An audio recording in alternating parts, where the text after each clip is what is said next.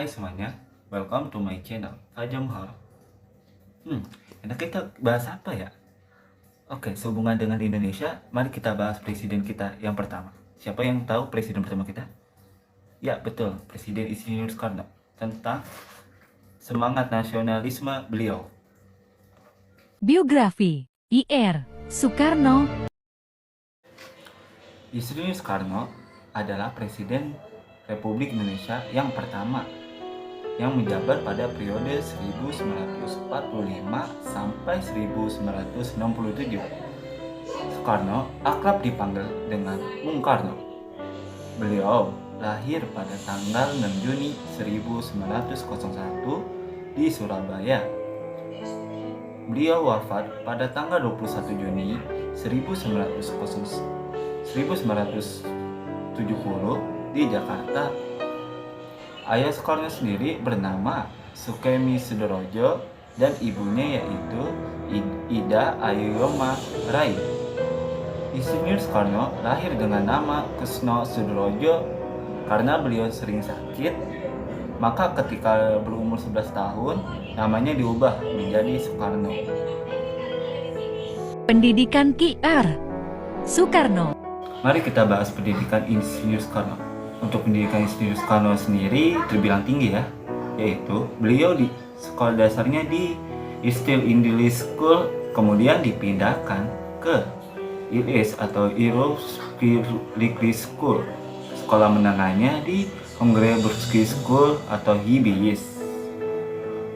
Untuk kuliahnya beliau di Teachers School to Bandung yang kita kenal yaitu ITB.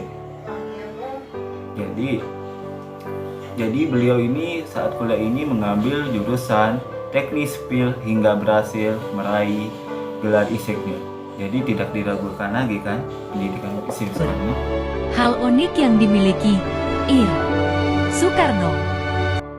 Hal unik yang dimiliki Bapak Presiden pertama kita atau Bapak Soekarno. 1. Soekarno adalah pencetus ideologi Pancasila.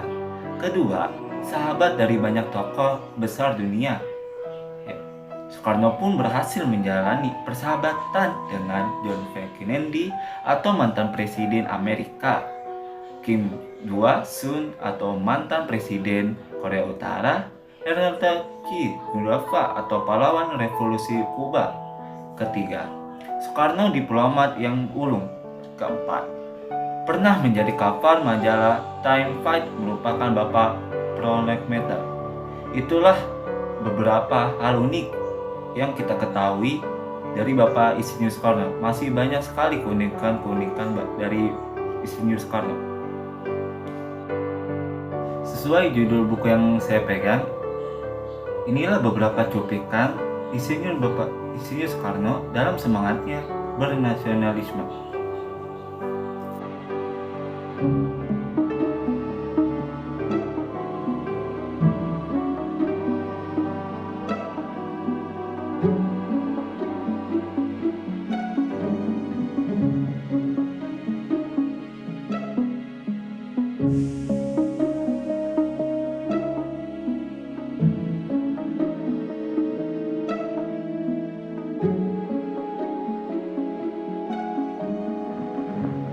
Tentara, dan polisi, dan rakyat, perlipat gandakanlah usahamu membasmi pengacau-pengacau itu. Segala jalan harus dilalui.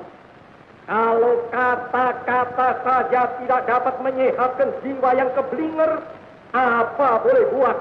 Suruhlah senjata berbicara satu bahasa yang lebih kuat lagi.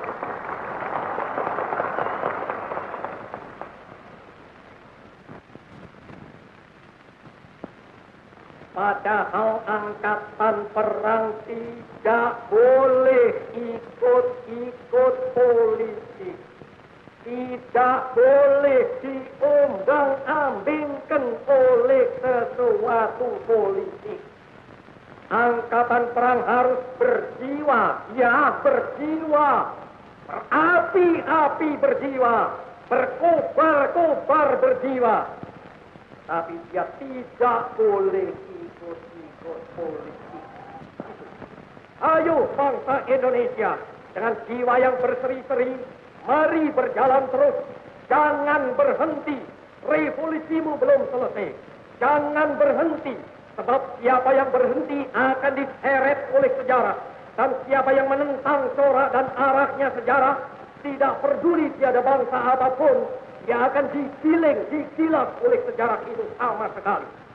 Kalau pihak Belanda menentangnya, dengan misalnya tetap tidak mau menyudahi kolonialisme di Irian Barat, satu hari akan datang, entah besok, entah lusa, yang dia pasti digiling gilas oleh sejarah.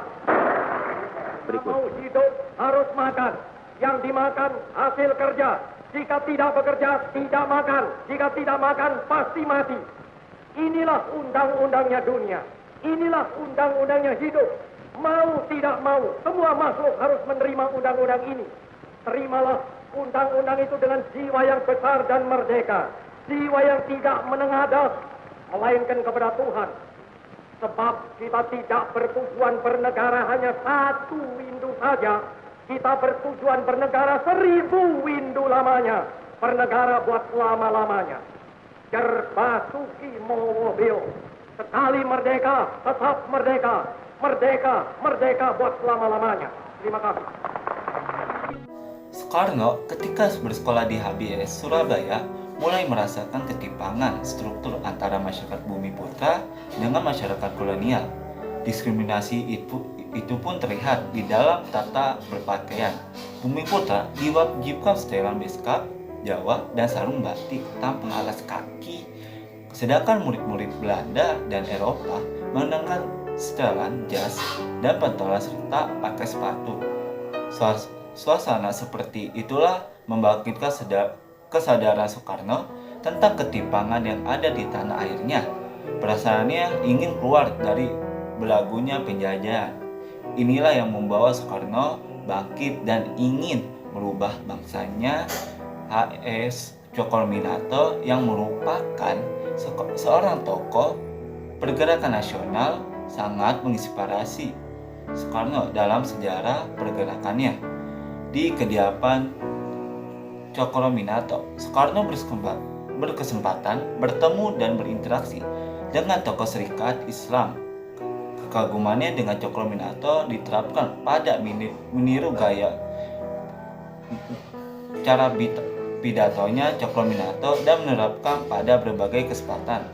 Pada suatu hari, Soekarno mendapatkan kesempatan berpidato ketika Cokroaminoto berhalangan hadir, dan kesempatan itu dimanfaatkan dengan sangat hati-hati dan penuh semangat.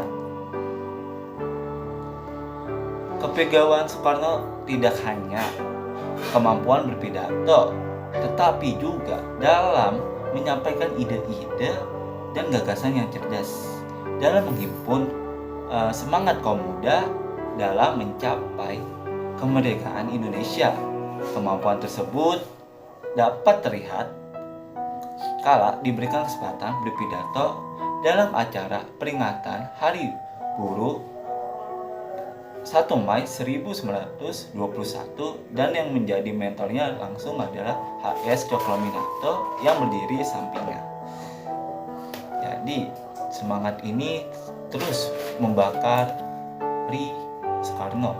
Jadi kita kaum muda harus meniru gaya Soekarno dan tidak mau ditindas oleh kaum atas seperti penjajah atau kolonial Belanda. Insinyur Soekarno pernah berkata, kemerdekaan hanyalah didapat dan dimiliki oleh bangsa yang berjiwanya berkorban-korban dan memiliki tekad merdeka atau mati. Oke, itu saja dari saya membahas tentang nasionalisme. Perlu diingat, sebagai pemuda kita harus memiliki sikap nasionalisme dengan caranya membaca buku sejarah, film-film sejarah, atau tradisi yang ditinggal oleh pendahulu kita. Ingat, jas merah, jangan lupakan sejarah. Dari saya, Kajah Muharram. See you next time. Salam BDP.